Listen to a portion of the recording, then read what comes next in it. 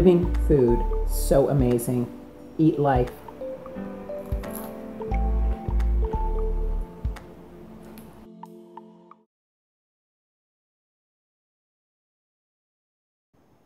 Hi guys, today I'm going to teach you how to make kimchi. It's going to be my first time making it.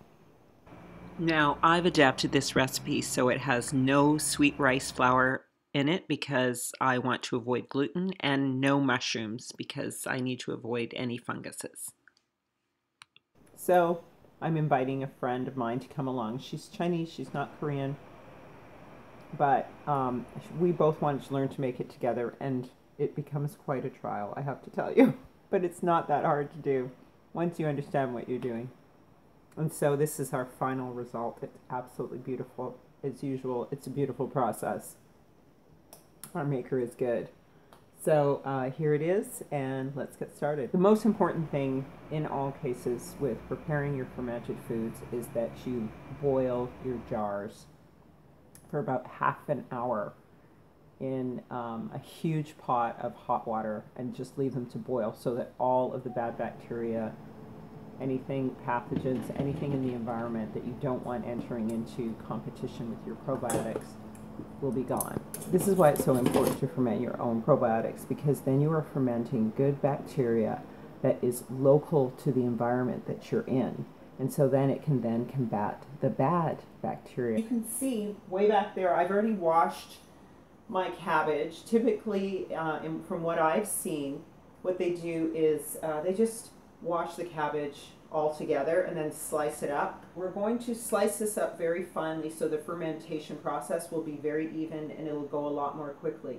I know typically with making the Korean kimchi, from what I've learned from watching Mommy Tang's video with the CEO from, from my friends on camera, the CEO from Mother-in-Law's Kimchi.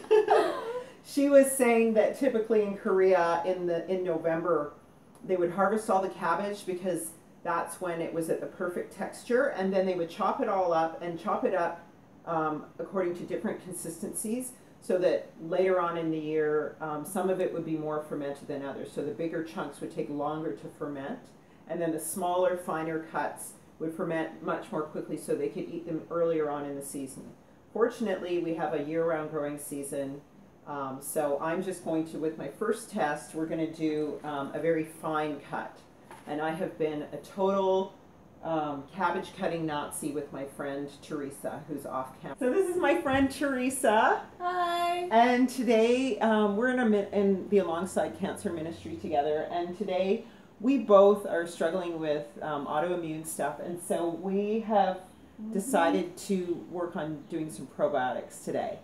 And as you know, I've been struggling with my illness, and I've been doing the Gerson therapy. But as you know from many of my videos, I'm always like, I'm doing Gerson, but, and really honestly, because I have to work full time and function in real life, I don't have somebody to do the Gerson with me every day. Sometimes I work 12 hours a day, so I can't do the Gerson all the time. And so I found other ways to compensate doing herbs and stuff. But recently, in the last 6-7 months, I've started looking at the Hippocrates diet as well. And that includes a lot of probiotics and prebiotics to help rebuild the gut and strengthen your immunity through the enzymes that probiotics help to regenerate in your stomach. So today we are making vegan kimchi. And Teresa is going to help me. And I have been an absolute monster today. Today we chopped up all of this cabbage. Yep. And as Teresa was trying to help me and chop it up, I was so perfectionistic about learning the technique and everything. I went to Mommy Tang's channel to learn it from Mommy Tang and from the CEO of Mother-in-Law's Kimchi, who she did an amazing job of explaining how to make kimchi. And so we're going to tag Mommy Tang in this. And but anyway, so I was like, we have to get it exactly, and I was getting so uptight about it. And Teresa, we're also dedicating this to Teresa's mom, whose name is Q. I don't know her name. I just know her as Teresa's mom. And I say, hi, mommy. I say, Neho mom, mommy. So I don't know her name. So I had to ask Teresa. But anyway, So, and Teresa's mom has been explaining to her how to make Chinese food. And Teresa has struggled with it because it's like, you know, mom and daughter, right? So then here I am pretending I'm like her mom and acting probably the worst. Like, you have to do it perfectly and you have to la la la la. And then I do a recording of how to cut this stuff up and I'm fumbling through it. And then I'm like, okay, let's just move on. As you can see, we washed and prepared all of our cabbage. Washed it in the sink with peroxide vinegar and iodine to clean off all of the bacteria so that we have a nice clean environment and we have a nice place for the good bacteria to grow and to give them a good opportunity to grow. So anyway, we were prepping this next section of the video and suddenly Teresa's chopping everything up absolutely perfectly. So I'm going to show off her mad knife skills for how to cut up kimchi properly. Good home training. Amen. Finally, all those years paid off. She's like, now I remember. Now I know. Now I know. Now I'm grateful. All those years. Yeah, and we're going to show her mother this video so her mother can watch in shock and awe. The only way that we were able to achieve this was because Teresa did what? She prayed. She had to pray. I recommend prayer for everything because it's the only way to go. Prayer. That's how all this came about. Yeah, prayer and mad knife skills. In whom the Lord fashioned me. Psalm 139. So, yeah, so this goes out to Mommy Tang, CEO of Mother-in-Laws, Kimchi, and Teresa's mommy too. So here we go, and so let's get started on making some kimchi. And as I said, and also I'm going to do a lot more videos on probiotics, prebiotics, water kefirs. I'm going to go through all of those, and I've got a playlist, and I'm going to have Mommy Tang's video on the playlist just after this video so you can watch her make this. And we're making a vegan, because Mommy Tang is a vegan, so we're making a vegan kimchi. And I went to my local Korean store. There's a lot of them in Vancouver because Vancouver is huge for diverse Asian communities, so it's a perfect place to get all these ingredients. So look for more videos on probiotics, fermented foods, and fermented drinks to help with healing the gut. And we're going to see how my healing progresses with that. I'm going to stay with doing the Gerson as well on top of that, and some additional herbs as well. So here we go. Let's get started. Well, we're already started. Teresa started. So she's cutting up a lot of the cabbage. She's going to cut the rest of it because, as you can see, she cuts far better than I do with her good Chinese upbringing. So, so yeah, this is actually how you cut them. Yes. As opposed to how I was cutting them, which is kind of messy and inefficient. Beautiful knife skills brought to you by Teresa and her mother. Thank you, Mom. All those years. This is the bowl that she cut up. See, it's nice and cut on an angle. Visually pleasing to the eye.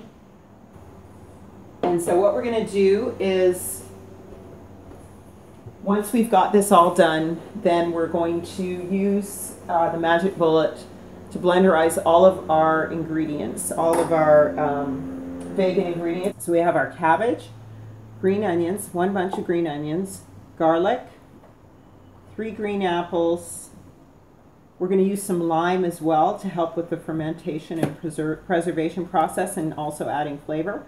We have our ginger, lovely daikon radish. We may use a little more or less. We'll figure it out. We've got our natural sea salt, our Korean red pepper powder. And we've already sliced up, Teresa and I have already sliced up some of the cabbage. As I said, we're doing it in small slices. And then in these 2 bowls, we're going to prepare the brine. And of course, over here we have our bullet, which we are going to put all of our vegan fish sauce in, or our vegan sauce. And we're gonna probably grate our daikon radish. Maybe we'll slice some of it. And now, once Teresa's done with this, then we're going to put this all into a brine. So we'll get started on that now. All right, so what we're gonna do is we're gonna put salt, about 2.5 tablespoons. This is almost 2 cabbages, and so it's about 3 tablespoons of sea salt per cabbage, and then we're just going to let it sit, add a little bit of water, and then sit in the brine for a while until it softens. So we're going to put about 3 tablespoons of salt in each one. So this is 2 cabbages, so we're looking at 6 tablespoons, and this is about 3 tablespoons.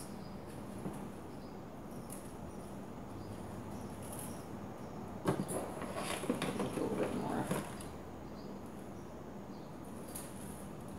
And then we're just going to add a bit of water. Now this is the time that we mix it up with our hands. I put the salt in, and I'm just going to pour a little bit of water in with these. Just usually you can let these sit for about 2 hours. So we're just going to start mixing this up with our hands. I've added a little bit of water, but we've got all of the, and Teresa's jumping in too. I'm going to shed a little light on the situation. So as you can see, we're just distributing the salt throughout the cabbage so that it helps to soften it, aids in the fermentation process. And of course, bad bacteria hates salt and light. So oxygen, all of those things. But good bacteria likes salt, except it prefers a darker place too. So just mixing this one up. I add a little bit of water to this, just a little bit in the bottom. And so you see how this one's already starting to break down. Like, look how much lower it is now. We might be able to all put it into this container. Put it all into this container.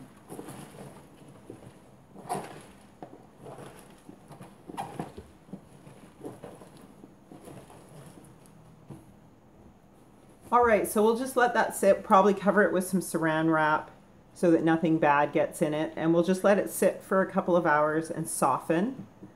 And once it's softened, it should be at the point where it doesn't break. Like, for example, if we take it like this, it snaps. So it has to ferment, or just let the salt soak in long enough that it's rubbery.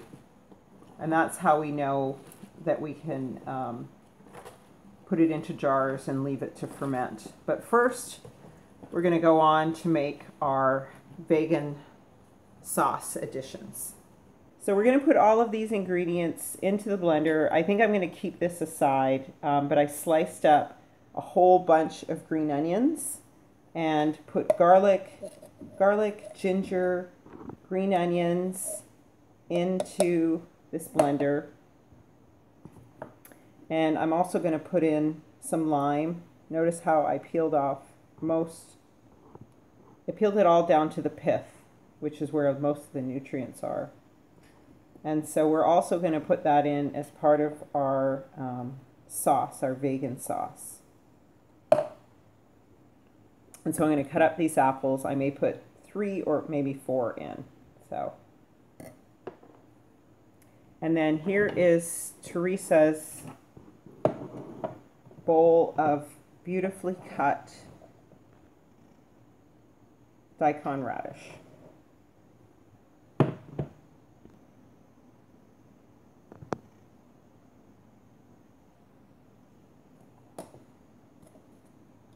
So we've got to put all of this in here. I'm just going to do pieces of it.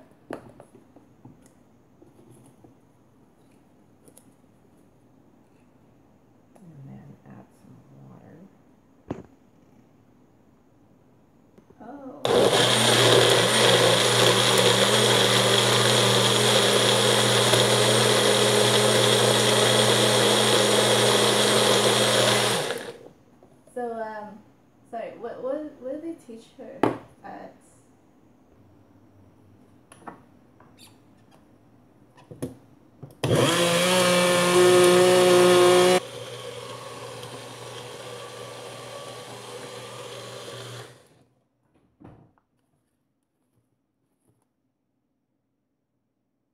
So this is now no longer snapping, so that means it is ready. So we're just going to, and I put it all in here. It's just a bigger container. So now we're going to just drain some of this liquid off, and then we're going to stuff it into jars with our lovely our lovely daikon radish and our vegan sauce, and we have to add our pepper. Okay. Sound. I will keep praying for her. Now this is one thing I don't like. I don't like rinsing it with water. Yeah, I'll do it.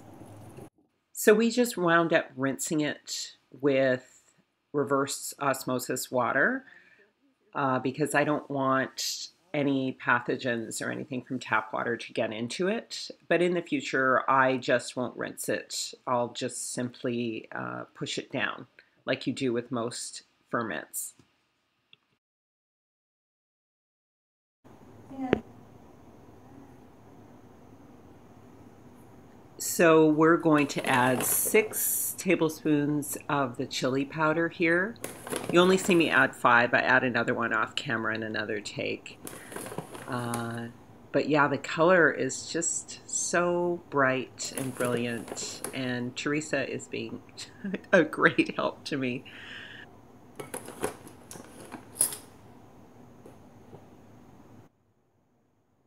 There I go again.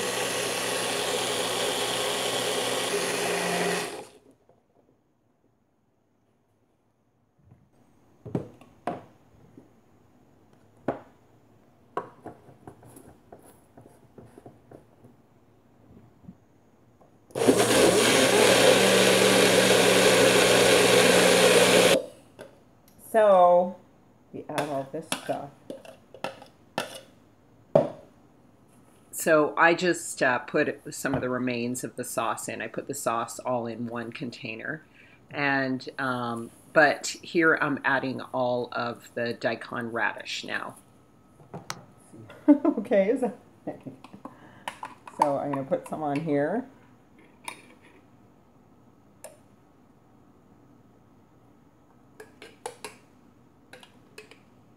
Okay, so let's try mixing that around, then I'll add more. So try and keep it. Oh. Try to keep it in frame. I think it looks okay still where it is.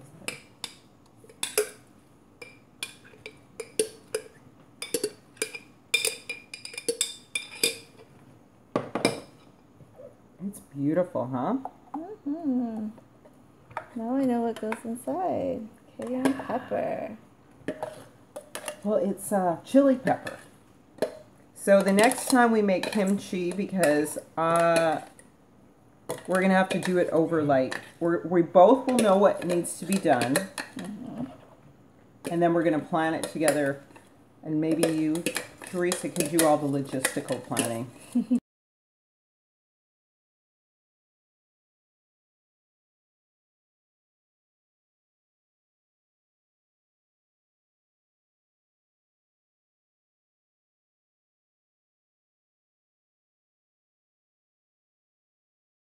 Because we're not taking our gloves off, because we don't want to burn our hands, I got some of this on the outside, but I'm going to wash it off. So, Teresa and I are going to put our kimchi in here. And what you do is you pack it in and squish it down. So, see how the liquid comes up when you squish it down?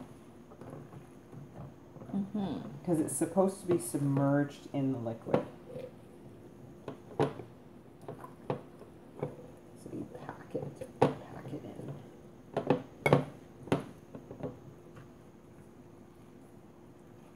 Oh my gosh, look at that, huh?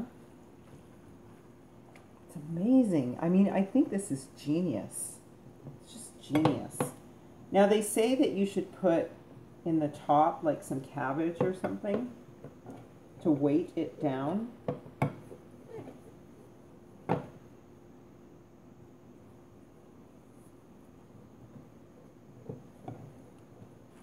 So we're gonna have to wipe off the outsides of these jars afterwards. I love the color. That's what I love. Like, I love that green apple thing. The color with the red pepper. It looked absolutely amazing. I like this red pepper right here. I mean, I just love the color that comes out in foods. Like, it's just, to me, it's always a good sign, right? Oh yeah, lots of color. Yeah, that you're dealing with a good food. Okay, so go. Now, you're supposed to kind of weight it down on top, but I don't know. Is this good enough? Fill it right to the top so there's liquid coming out of the top. Okay. And that will somehow create a seal, I believe. Oh.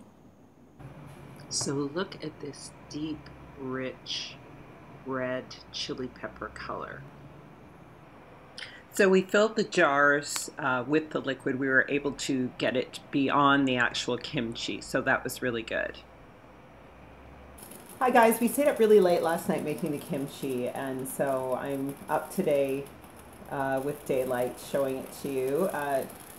So Teresa's not here, but this is what it turned out like. We made 4 of these jars. So here is the final product. It looks quite beautiful. One of the things I've really enjoyed in the process of making is just looking at the beautiful, brilliant colors that come out in the food in the process of making these natural and fermented foods. Whatever I make, I just find it's one of the great pleasures of cooking and working with raw, real, or cooked organic foods. And you can look forward to me tasting in the following video after this that I post next, the final actual product, and I'll share it with Teresa and maybe her mom and her dad, but we'll see what happens.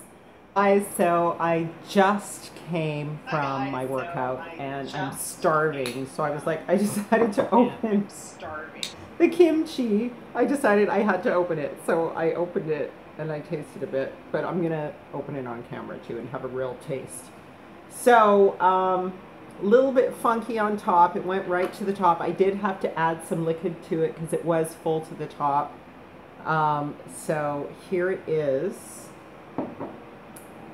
And I am going to eat it. I tasted it, a tiny bit of it. I have to be quite honest with you. And it is good. It tastes like store-bought kimchi. I mean, better. Like, I was like, if I can just get it to store-bought kimchi, I'll be happy. And it is better. It's like, it's really good. So I'm gonna have it with my salad today. It's zingy, bubbly. You know, all of the good, happy bacteria are in there. You can see in the back, I still have the other ones fermenting. I'm gonna let them ferment for a few more days. They say about 7 days. So this is at, I think it's 7, it would be 7 days tonight, actually. So this is just a little more than 6 days, and it's really good. Like, I am loving it.